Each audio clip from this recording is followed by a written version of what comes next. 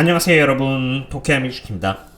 일론 머스크가 테슬라 일하고 있는 직원들의 10%를 줄이겠다고 말하면서 지금 장이 흔들리고 있는 상태입니다.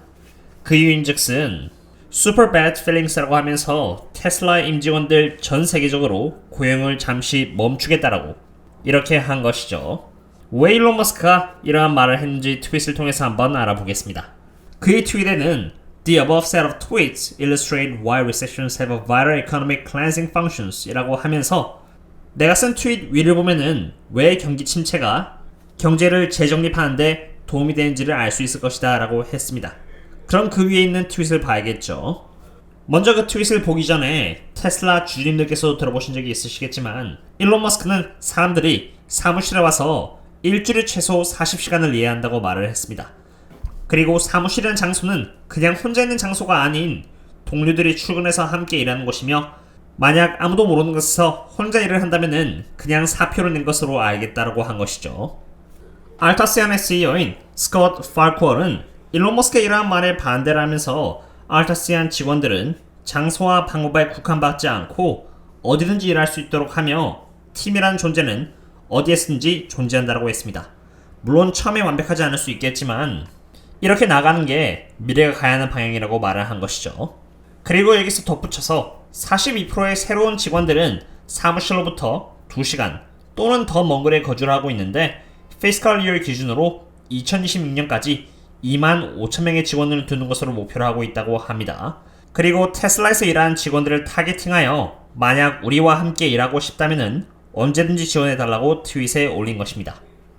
지금 미국의 실업률은 3.6%로 거의 50년 만에 가장 낮은 수치를 보여주고 있을 정도로 지금은 고용주보다 오히려 직원들이 더 높은 디맨드를 받고 있는 상태입니다. 한 명의 사람이 두 개의 직장의 선택지를 두고 있다고 할 정도니까 말이죠. 일론 머스크 입장에서 봤을 때 이러한 현상은 당연히 좋지 않은 것입니다. 많은 사람들이 빨리 직장에 나와서 열심히 일을 하고 혁신을 만들어 나가는 상황에서 사람들이 모아둔 현금은 4트릴리언 달러에 다다르고 부채는 10% 미만이고 직장은 넘치니 직원 입장에서는 조금이라도 마음에 들지 않은 상황에 처한다면 언제든지 다른 곳으로 떠날 수 있는 환경이 만들어진 것입니다. 특히 고연봉에 경력이 화려한 직원들일수록 선택지는 더 넓어지는 것이죠. 리세션의 조건은 보시는 것처럼 노미널 GDP가 아니라 리얼 GDP 하락이 와야 하고요. 참고로 노미널 GDP는 인플레이션에 의한 가격 상승에 따른 GDP 성장까지 포함되는 부분입니다. 소득 수준이 악화가 되어야 하고 실업률이 높아져야 하며 제조 생산량 및 리테일 매출의 경우는 제자리 걸음을 해야 하며 소비자 지수 또한 하락을 해야 합니다. 이러한 조건들이 만족이 되면서 경기 침체가 오고 이로 인해서 실업률이 더 높아지고 많은 직원들이 직장에서 일을 하고 싶어져야 고용주 입장에서는 좋은 것인데 지금 정반대의 상황이 발생하고 있다 보니 일론 머스크는 경제를 재정리하는데 경기 침체만 하는 것이 없다고 한 것이죠. 이것은 테슬라 사업을 하고 있는 CEO로서의 입장입니다. 그럼 저희 투자로서의 입장은 어떨까요? 그리고 뉴스에 따르면은 일론 머스크의 이러한 경제적 관점은 제가 어제 영상에서 보여드린 JP모건의 CEO 제이미 다이먼이 말한 경제 허리케인이 다가오고 있다에 대한 의견에서 나왔다고도 합니다. 이것은 테슬라 사업을 하고 있는 CEO로서의 입장이고요. 그럼 저희 투자로서의 입장은 어떨까요? 제가 어제도 설명을 드렸듯이 먼저 Manufacturing PMI 지수는 56.1로 4월 대비해서 0.7%가 올라갔으며 50 이상을 가리키고 있기 때문에 제조업은 여전히 성장을 하고 있고요. 제조업에 한해서 가격의 경우 적어도 4월달 84.6 대비해서 2.4%가 줄어 5월달에는 82.2가 되었기 때문에 인플레이션 또한 픽을 찍은 전조 증상까지 보여주었습니다. 미국의 실업률은 3.6%로 레코드 로우를 갱신하고 있고 캐나다의 Bank of Montreal에 의하면은 2022년 말에는 3.6%에서 3.3%까지 실업률이 더 줄어들 것으로 예측을 하고 있다고 했습니다. 게다가 미국의 GDP는 2022년에 2.5% 성장할 것이고 2023년에는 1.7% 성장할 것으로 예측이 되고 있다고 하네요. 물론 그렇다고 해서 다 좋은 것만은 아닙니다.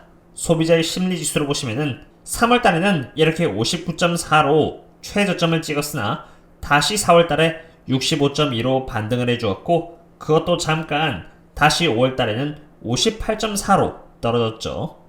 그런데 이렇게 소비자 심리지수가 약한 것은 사람들이 돈이 없어서 그런 것은 또 아닙니다. 제가 누누이 보여드린 것처럼 사람들은 2019년 대비 2.9 트릴리언 달러의 돈을 예금에 유치해 놓았고 부채도 가장 낮은 상태에 유치해 있기 때문입니다. 리세션이 올지 안 올지 모르고 설사 온다고 해도 언제 그게 올지 모르며 얼마나 강한 리세션이 올지 그 누구도 모르는 상황에 있어서 이제 한번 생각해 봐야 합니다. 일론 머스크가 10%의 직원들을 줄이고 고용을 하지 않겠다라고 해서 테슬라라는 기업 자체의 역량이 퍼머넌트하게 타격을 입는 것일까요?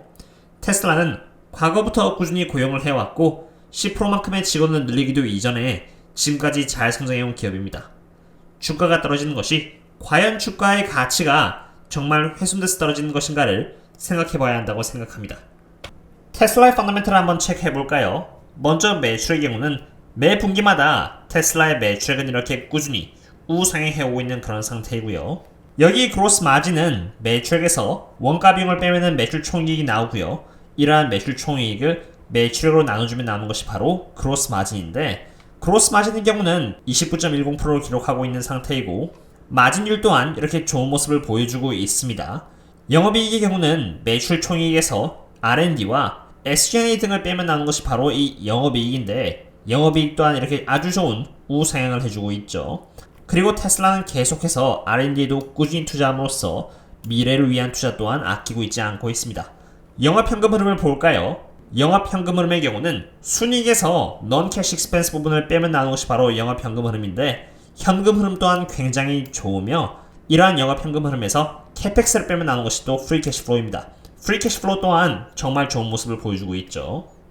그럼 또 현금 대비 부채 비율은 어떨까요? 테슬라의 경우는 3.15 빌리언 달러를 은행으로부터 장기 부채로 빌렸고요. 1.66 빌리언 달러를 단기 부채로 보유하고 있는 그런 상태입니다. 이에 비해서 현금은 2022년 1분기 기준으로 17.50 빌리언 달러를 보유하고 있습니다. 갖고 있는 현금으로 모든 부채를 감다고 해도 전혀 부족할 게 없는 상황이기 때문에 테슬라의 재무 상태는 굉장히 강하다고 할 수 있겠습니다. 테슬라의 경우는 펀더멘털도 좋고 재무 상태도 좋으며 미래 전망도 좋고 다 좋은데 딱 한 가지 안 좋은 점은 바로 밸류에이션입니다.